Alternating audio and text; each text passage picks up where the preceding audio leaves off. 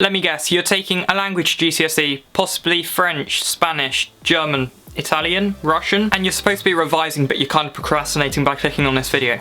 It's okay, I understand. You can spend 7 to 10 minutes watching this video, then you're going to go and revise, okay?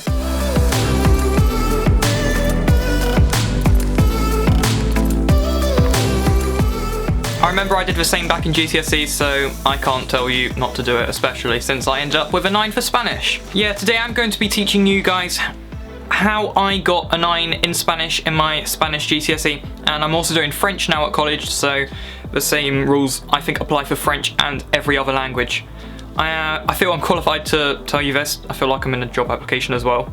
I feel like I'm qualified to tell you this because I got a 9 in my Spanish GCSE, therefore I can't have gone exactly wrong. So I'm just going to give you a few tips from my experience, so if you're in year 11, year 10 and you've got your GCSEs coming up, then hopefully this will be helpful. I have kind of left this video to a last minute. It's probably February by the time this is going up. Your GCSEs in May/June, but I don't think it's too late. You can always apply these tips from now on and hopefully improve your grade by 1 or 2. And if you're in year 10, well, lucky you, you've still got a year to go. Now, I am going to disappoint all you guys because I have got some bad news, and that is that you are going to have to work. As with all of your GCSEs, but you're definitely going to have to work for a language one. It's not something you can wing because you need to know all the different words and they're not just going to come into your brain overnight. The good news though is that if you are putting effort into all your subjects, you'll find that this language, is probably the easiest subject you're going to have to work for. If you put in 20 minutes a day up until exam day, you will probably do very well, much better than most of the other students taking the same course as you. This is because of the nature of the exam, because of the nature of the subject. You are learning language, you are learning words, and you don't have to spend hours trying to figure out a formula as you would do in chemistry or maths. You just have to learn a few words every day, and come on, how hard are a few words? You've already learned one entire language in your life, English. You can learn 1/100th of a language to get your GCSE within a few months. Don't panic though, as I've said, you have time left. This video won't be out too short before your GCSEs. You can work from now on and you will do fine. So learn the basics of a language and learn how it's structured. That's where I'd say your starting point would be. If you're behind and you're trying to catch up and everybody in class is ahead of you, this would be useful for recapping as well what you may have learned in the past. Just understand how a language works. When I'm saying I'm running in English, I am saying I'm doing the action right now and it is going on right now. If I say I run, it could just be something which I do habitually, for example. If I say I ran, I did it in the past. If I say I will run or I'm going to run, that is in the future.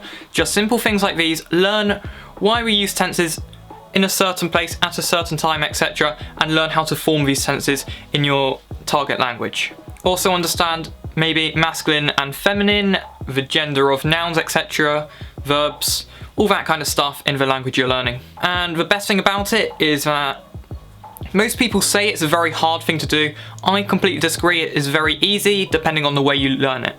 If you learn it through a natural form, such as using an app called Rosetta Stone, it will be easier for you when doing your speaking exam than if you've tried to just memorize it out of a textbook, and then you're just going to be too robotic.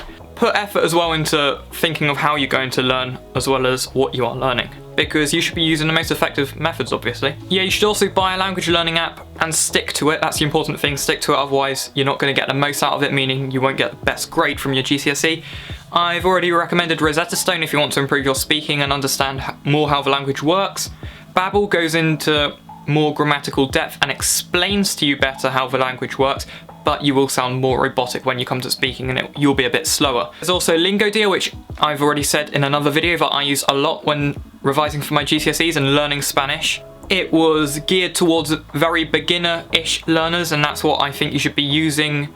And I think that's the kind of level you're going for when you're going through GCSE. You're just getting a grip of a language before you go into college and university and you study it further. And it's kind of like building a wall or a tower. This app, it gradually uses blocks to build up your progress in a language, Lingodeer does. So choose between Rosetta Stone, which is good for getting a grip of the structure of a language and improving your speaking, Babbel, in which it teaches you to great grammatical depth and has a wide range of vocab, or Lingodeer, in which it is simply for beginners, building blocks and teaches you all the stuff. Those are just my suggestions though. If you find another app which works for you, completely fine, go for it. You should also learn subject-specific vocab, the boring bit which you've probably heard your teachers rambling on about a lot in class.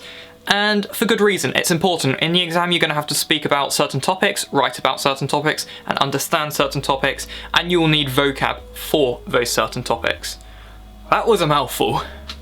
It only takes about 10 minutes a day, every day up until your exams, to know all of this vocab. Just get Memrise or a flashcards app on your phone, or make physical flashcards, and literally just a quick review of them every single day will be fine. You could do it while eating breakfast, make it a routine. Even if it's 2 minutes, that will still benefit you.